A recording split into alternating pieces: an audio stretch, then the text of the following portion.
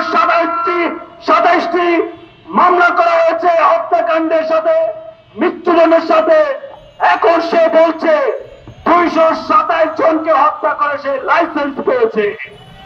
আপনারা একবার চিন্তা করুন যে গত 16 বছরে এত নারকীয় তাণ্ডব চালিয়ে এতগুলো গণহত্যা করার পরও, এই জুলাইদের এ দেশ থেকে বিতাড়িত হওয়ার পরও এখনো কিন্তু তার মতো অনুশোচনা নেই।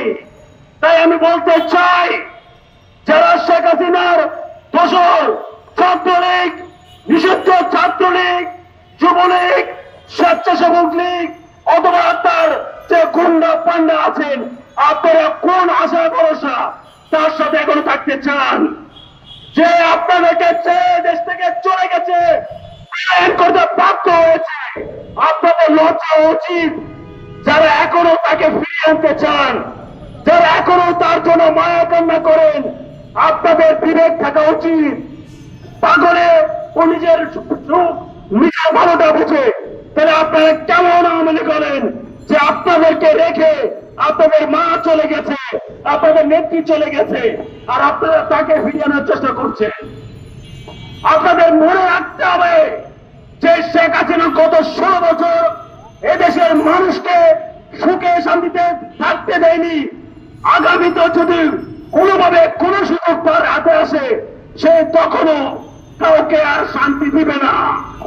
তাদের যে নেতা ছিল তারা তখন বলতো, যদি কোনদিন কোনোভাবে এই আওয়ামী লীগ পতিত হয়, তাদের লক্ষ লক্ষ নেতা কর্মী মারা যাবে। কিন্তু বাস্তব দিকে তা হয়েছে না। এদেশে আওয়ামী লীগ যে চরিত্র, খুন, হত্যাকাণ্ড, খুন করা, আয়না করে নেওয়া, এটা আর কারোতে নেই। তাই আজকের এই বিক্ষোভ মিছিল থেকে বলতে চাই, আমরা এই পতিত শেখ হাসিনার যে আওয়ামী লীগ ক্লাব, সেই আওয়ামী লীগ দলকে আমরা আজকের এই প্রোগ্রামের মাধ্যমে পুরোপুরি অবাঞ্ছিত ঘোষণা করলাম এবং একই সাথে আগামী 72 ঘন্টার মধ্যে আওয়ামী লীগকে পুরোপুরি নিবন্ধন বাতিল করার ঘোষণা দিচ্ছি এবং একই সাথে দাবি জানাচ্ছি, আওয়ামী লীগের কোন রকমের কার্যক্রম এদেশে কোনোভাবে আর চলতে দেওয়া যাবে না। আওয়ামী লীগের কোন রকমের দোষর যদি চিহ্নিত হয়, প্রমাণিত হয়, রাজপথে কোন রকমের দুঃশাসন দেখাতে চেষ্টা করে, আমরা তার সাথে সাথে প্রতিহত করব ইনশাআল্লাহ।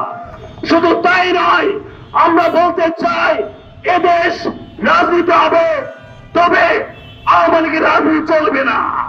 এদেশে নির্বাচন হবে, তবে আওয়ামী লীগের নির্বাচন চলবে না। আওয়ামী লীগ একটি সন্ত্রাসী গোষ্ঠী, আওয়ামী লীগ হল ভারতের দাবিদার গোষ্ঠী। আওয়ামী লীগ এদেশের মানুষের কোনোদিনও ভালো চায়নি। আওয়ামী লীগ এদেশের মানুষকে কোনোদিন শান্তি দিয়ে চায়নি। আওয়ামী লীগ সবসময় কাজ করেছে প্রতিহিংসা পরায়ণ। তাই আমরা বলতে চাই, আগামী